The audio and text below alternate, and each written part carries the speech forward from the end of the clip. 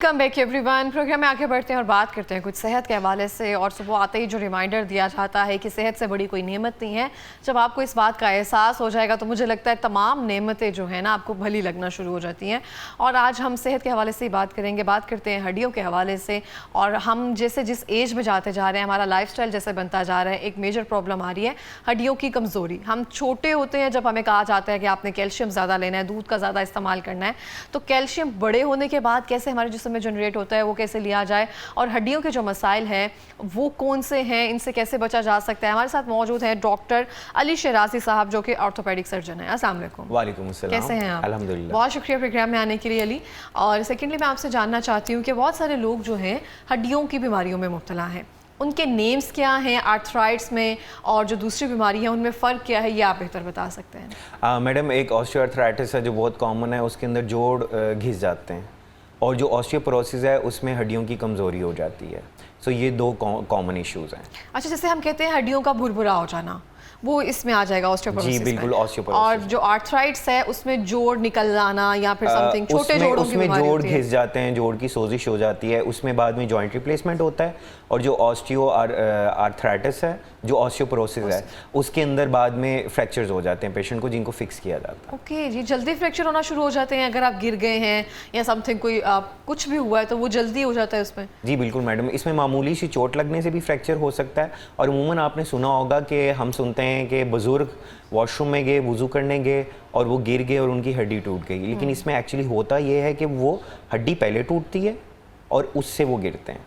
अगर मैं इसको थोड़ा सा एक्सप्लेन करूं, हड्डी पहले टूटती है, मतलब वज़ू करते हुए, मतलब कुछ भी काम करते हुए कुछ भी काम करते हुए वो इतनी कमज़ोर हो जाती है कि वो आपका नॉर्मल बॉडी वेट भी बर्दाश्त नहीं कर सकती। ओके। इसको अगर मैं जनरल पब्लिक के लिए एक्सप्लेन कर लूँ तो अगर आप कंक्रीट की का जो छत है उसकी अगर एग्जांपल देखें तो उसके अंदर सीमेंट की जो है बजरी होती है और उसके अलावा लोहे के रॉड्स होते हैं। तो जो लोहे के रॉड्स हैं वो हड्डी के फाइबर हैं, और जो बजरी है, जो कंक्रीट है, वो समझे कि कैल्शियम है। तो इसके अंदर होता यह है कि वक्त के साथ साथ जैसे अगर हड्डी में 100 फाइबर होने चाहिए तो 50 या 60 फाइबर रह जाते हैं, और अंदर से कैल्शियम भी अच्छी खासी, कंक्रीट की जो मैंने एग्जांपल दी वो बीच में से रिजॉर्ब हो जाती है और हड्डी में खला बन जाते हैं। स्टार्ट अमूमन ये होता है यंग एज से, स्पेशली फीमेल्स में जो प्रेगनेंसी के दौरान कैल्शियम या विटामिन डी नहीं लेती अपनी गायनेकोलॉजिस्ट के एडवाइस के बावजूद। उसके अलावा जब मदर फीड करा रही होते हैं तो तब भी वो कैल्शियम का इस्तेमाल नहीं करती। विटामिन डी का आपको पता ही है, धूप में जाने का हमारा कॉन्सेप्ट इतना नहीं है। उसके अलावा लोग विटामिन डी भी यूज़ नहीं करते। तो असल मसला तब स्टार्ट होता है जब 50 साल के बाद मीनोपॉज यानी कि माहवारी बंद होती है, और जो फीमेल में एस्ट्रोजन हार्मोन है उसकी कमी हो जाती है, जो एक्चुअल तब तक हड्डियों को मजबूत रखता था। सो अब एस्ट्रोजन हार्मोन भी कम हो गया तो फीमेल्स में ऑस्टियोपोरोसिस हो जाता है। इंटरनेशनल डाटा के मुताबिक हर 50 साल के बाद 20% जो ख़वातीन हैं उनमें ऑस्टियोपोरोसिस होता है, और 50 साल के बाद 5% मर्दों में, क्योंकि जो टेस्टोस्टेरोन लेवल है वो 70 साल के बाद कम होना शुरू होता है। सही हो गया। अच्छा, जैसे कि आप कह रहे हैं कि हम प्रेगनेंसी में या फिर जो बच्चे फीड करवा रहे होते हैं, ये सब चीज़ें तो बाद में आ गई ना। शादी से पहले जिनकी शादियां नहीं हुई हैं, जो बच्चियां हैं जो मेरी तरह हैं, या जो स्कूल गोइंग, कॉलेज गोइंग है, वो किस तरह से अपनी हड्डियों को मजबूत कर सकती हैं? वो अपनी डाइट में क्या चीज़ें शामिल कर सकती हैं? कौन से विटामिन्स जो हैं, सप्लीमेंट्स जो हैं, उनको इस्तेमाल करने चाहिए? जी मैडम, हड्डी की मजबूती के लिए सबसे इंपॉर्टेंट ये है कि सेडेंटरी लाइफस्टाइल ना हो, एक्टिव लाइफस्टाइल हो जिसके अंदर वो वर्जिश करें, अच्छी डाइट लें जिसके अंदर डेयरी प्रोडक्ट्स हों।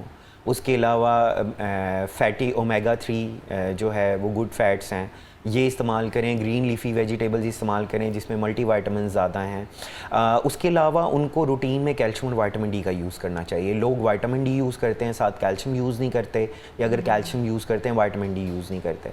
यूजली पेशेंट्स मेरे पास जब हॉस्पिटल में आते हैं और वो अपने कैल्शियम लेवल्स कराते हैं तो वो कहते हैं डॉक्टर साहब हमारी कैल्शियम लेवल्स तो ठीक हैं, हमें कैल्शियम की गोली की ज़रूरत क्या है।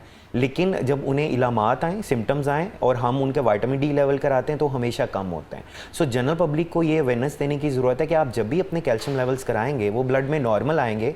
उसकी वजह यह है कि ब्लड हमेशा कैल्शियम लेवल्स को नॉर्मल रखता है, वो हड्डियों में से कैल्शियम खींच लेता है। ओके, इतना डरावना मुझे लगता है ये सब चीज़ें हैं ना। अच्छा, हम देखते हैं एक टाइम पे हमें कहा जाता था कि दूध बहुत ज़रूरी है कैल्शियम के लिए, आपकी हड्डियों के मजबूती के लिए, लेकिन रिसेंटली हमने ये सुनना शुरू कर दिया कि एक टाइम के बाद जाकर दूध भी आपके लिए इतना इंपॉर्टेंट नहीं होता क्योंकि वो कैल्शियम नहीं बना रहा होता। इसमें कितनी सच्चाई है और कितनी मिथ है? मैडम, वो जो आपने पॉइंट बताया कि एक टाइम के बाद वो इतना ज़्यादा इफेक्टिव नहीं होता, फ्रूटफुल नहीं होता, वो तब होता है कि जब डेफिशिएंसी आ जाए। जब तो कमी आ गई विटामिन डी और कैल्शियम की, तो आपको वो सप्लीमेंट से हमेशा पूरी करनी है। और ऑनेस्टली स्पीकिंग, पाकिस्तानी पॉपुलेशन में 70% पॉपुलेशन विटामिन डी और कैल्शियम का कमी का शिकार है। बिल्कुल ऐसा ही है। अच्छा, बहुत सारे लोग दूध को ही कहते हैं कि सोर्स ऑफ कैल्शियम है, और किन चीज़ों से हम कैल्शियम जो है वो ले सकते हैं? पनीर से, कोई भी इस तरह की डेयरी आइटम से, या फिर नट्स वगैरह में भी कैल्शियम या फिर इस तरह से कुछ मौजूद होता है जो हमारी हड्डियों को मजबूत रख सके? बिल्कुल, आपने सही कहा। दूध से, दही से, पनीर से, नट से, यूजुअली यही सोर्स है कैल्शियम के। बट ऑनेस्टली स्पीकिंग, हम में से हर एक को डेली 1000 IU, जैसे मुख्तलिफ फार्मूलेशंस आती हैं कंपनी 1000 के नाम से, तो आपको 1000 IU उसकी रिक्वायरमेंट चाहिए। लेकिन कुछ लोगों में ये 1.5 गुना हो जाती है, यानी 1500 IU, जिसके अंदर प्रेग्नेंट फीमेल्स, हामला ख़वातीन और जो एथलीट्स होते हैं उनमें रिक्वायरमेंट बढ़ जाती है, और कुछ बुज़ुर्गों में भी रिक्वायरमेंट बढ़ जाती है जिनमें डेफिशिएंसी है। एथलीट्स में रिक्वायरमेंट इसलिए बढ़ जाती है क्योंकि जब भी जिम जाते हैं लड़के या लड़कियां, तो वो जो पट्ठों को वर्जिश देते हैं उसके लिए कैल्शियम का इस्तेमाल होता है। उसके अलावा वो कैफ़ीन और फैट बर्नर्स का आजकल फीमेल्स जो हैं वो काफ़ी इस्तेमाल कर रही हैं, उससे भी कैल्शियम लॉस होता है। सो उनके लिए ये काफ़ी ज़्यादा ज़रूरी है। सही हो गया। अच्छा, इसे खामोश चोर कहा जाता है, वो क्यों कहा जाता है? और जिनको ये प्रॉब्लम आ जाती है जल्दी हड्डी फ्रैक्चर हो जाना, तो क्या ये मर्ज़ काबिल इलाज है? जी बिल्कुल, खामोश चोर इसलिए कहा जाता है कि अगर तो हम ऑस्टियोआर्थराइटिस की बात करें जिसमें सोजिश है, तो वो लोगों को दर्द होती है, उन्हें पता लग जाता है। इसको सालों साल गुजर जाते हैं। ज़्यादा से ज़्यादा लोगों को क्या होगा, कमर में थोड़ा सा दर्द होगा, उठते बैठते वो उसे इग्नोर कर देंगे कि शायद बैड पोस्चर की वजह से, पट्टों के खिंचाव की वजह से है। होता यह है जब साला साल हड्डियाँ इतनी ज़्यादा वीक हो जाती हैं, जैसे मैंने सबसे पहले एक्सप्लेन किया, तो एक वक्त ऐसा आता है कि मामूली से झटके से भी हड्डी टूट जाती है और उसके बाद वो फ्रैक्चर होता है जिसे फिक्स करना पड़ता है। और ये मैं बताता चलूँ कि ज़्यादा फ्रैक्चर होता है कमर का और चूखले की हड्डी का। और ओल्ड एज के अंदर आपने सुना होगा कि कई लोग कहते हैं कि स्पेशली ख़वातीन, कि मैं तो जवानी में बड़े लंबे कद की थी, अब मेरा कद कम हो गया। तो उनकी एग्जैक्टली उनके जो वर्टिब्रीज हैं, जो मोहरे हैं, वहाँ पे माइनर फ्रैक्चर्स होते हैं और वहाँ पे वो घिस भी जाते हैं काफ़ी ज़्यादा। सो उनका हाइट कम हो जाती है या उनका थोड़ा सा कुब निकल आता है, आपने सुना होगा और देखा होगा। तो ये सारे इश्यूज होते हैं। तो इस बेटर के जवानी में इसको सेटल डाउन करें, और अगर बुढ़ापे में ये इशू आ भी गया है तो इतना कोई मसला नहीं है, लाइलाज नहीं है। इसके लिए हम मुख्तलिफ सप्लीमेंट्स यूज़ करते हैं और टैबलेट्स भी यूज़ करते हैं और इंजेक्शन भी यूज़ करते हैं। ठीक हो गया। आखिर में कोई पैगाम देना चाहेंगे? जनरल पब्लिक के लिए मेरा यही पैगाम है कि अच्छी डाइट रखें, अच्छी एक्सरसाइज करें, बराह मेहरबानी धूप में जाएं, धूप आपकी दोस्त है, उससे गुरेज ना करें। सनब्लॉक लगा लें। एग्जैक्टली अगर सन ब्लॉक भी लगा रहे हैं तो फिर भी जो है ना, उन्हें धूप में ज़्यादा जाना चाहिए और अपनी हेल्थ का ख्याल रखें। बिल्कुल इस तरह से। Thank you so much Ali programme में आने के लिए और अवेयरनेस देने के लिए।